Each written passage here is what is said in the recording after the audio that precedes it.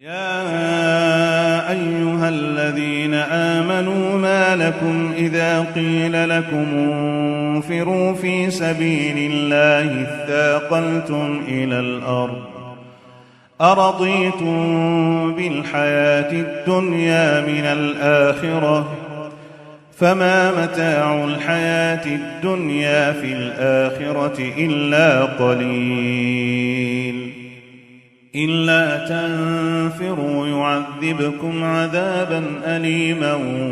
ويستبدل قوما غيركم ولا تضروه شيئا والله على كل شيء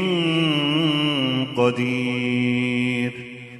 إلا تنصروه فقد نصره الله إذ أخرجه الذين كفروا ثاني اثنين إذ هما في الغار إذ يقول لصاحبه لا تحزن إن الله معنا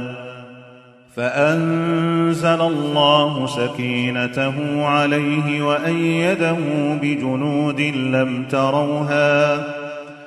وجعل كلمة الذين كفروا السفلى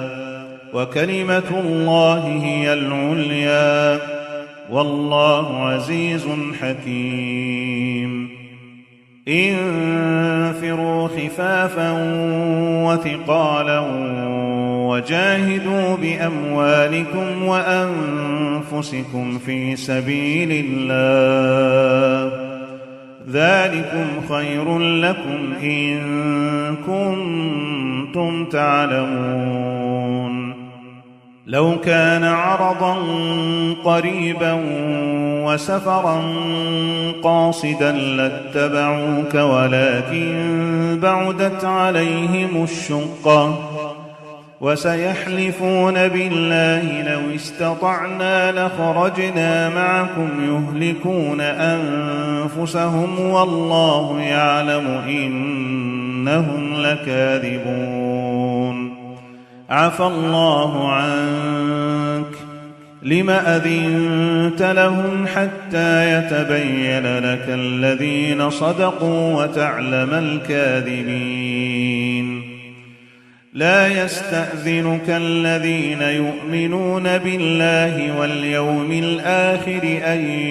يجاهدوا بأموالهم وأنفسهم والله عليم بالمتقين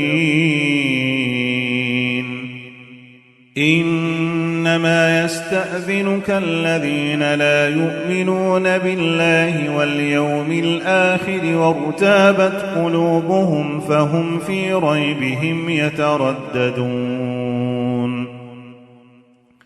ولو أرادوا الخروج لأعدوا له عدة ولكن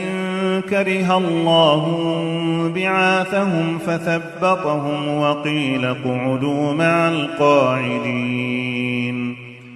لو خرجوا فيكم ما زادوكم إلا خبالا ولأوضعوا خلالكم يبغونكم الفتنة وفيكم سماعون